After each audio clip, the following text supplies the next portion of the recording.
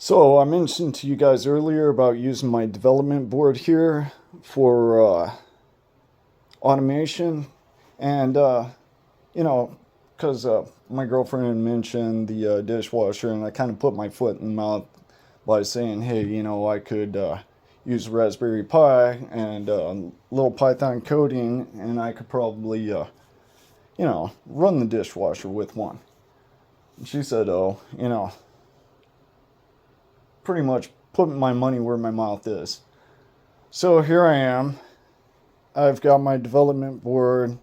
Um, I would go back. I would have done a whole video showing you guys how to upload Raspberry and burn that to image and everything, put it onto a micro SD and everything. But there's about a million videos out there. Just YouTube it. There's a whole bunch of different people that make one. Linus, he does one. Jeff Curling, just a whole bunch of great technicians out there. They have a lot of videos about that. You can do that. Uh, we're not gonna. I'm not gonna take the time to do all that today. We're just gonna go ahead and start where we're at. I've got my Raspberry Pi. In this case, we have a 3A plus.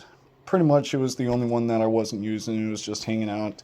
The cool thing about it is it's kind of a double-edged sword.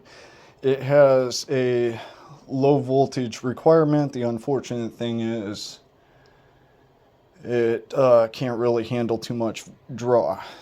So that's actually kind of why I have a low voltage warning here. It's because I'm actually running a multi-port USB adapter off of it in order to run the touchscreen display and the keyboard.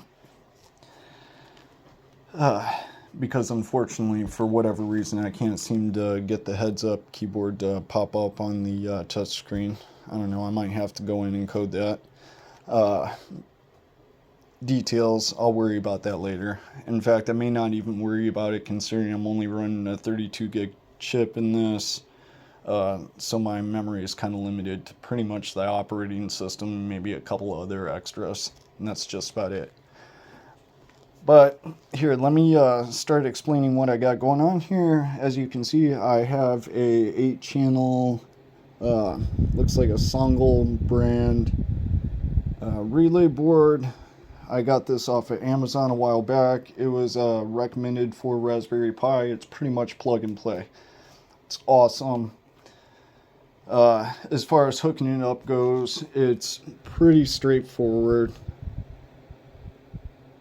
It actually comes with some information. Otherwise, you can actually go right on raspberryan.com. In the forums, they have diagrams, and sometimes you might even catch somebody on there. They'll explain to you exactly how to do it.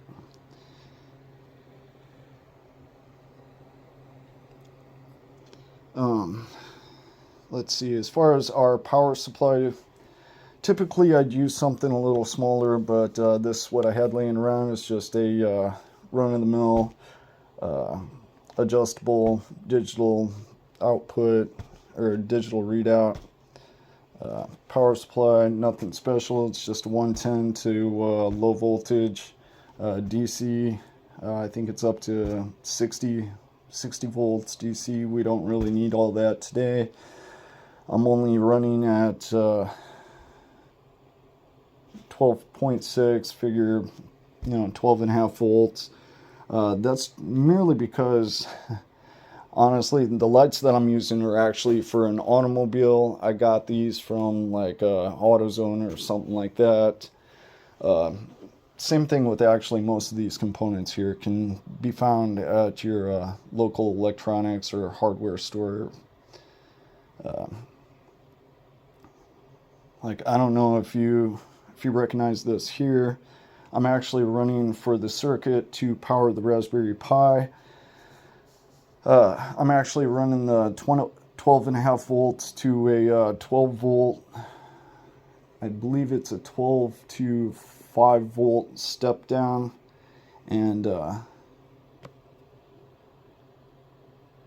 no, it's 12 to 3.3 volt. Sorry, 12 to 3.3 step down to power the Raspberry Pi. That way I don't have to have multiple power supplies. Although honestly, I'm beginning to wonder if I should have just used this adjustable step down that I have right above it. I don't know. I decided to go the cheap and easy route. It was already there. I just cracked the tip off of it, connected the wires, voila. And it has a nice little indicator light. It's not very bright, but whatever. Anyway, so after I got Raspberry set up on the Pi 3A Plus, and downloaded a version of Python, which honestly I didn't really have to do too much there. After installing Raspberry, it doesn't update. After updating, I just went ahead and brought up the command prompt, sudo apt-get full, I believe it's sudo apt-get full upgrade, and it gave me anything else that the update may have missed, which really wasn't much. I don't even think if anything it missed anything at all. I always do that for good measure. But after that, I just went ahead and went into the settings on the Raspberry Pi, which you can actually do from here. Go to preferences, and went down to Raspberry Pi configuration. And see, this is really important, because when you go to the Raspberry Pi configuration,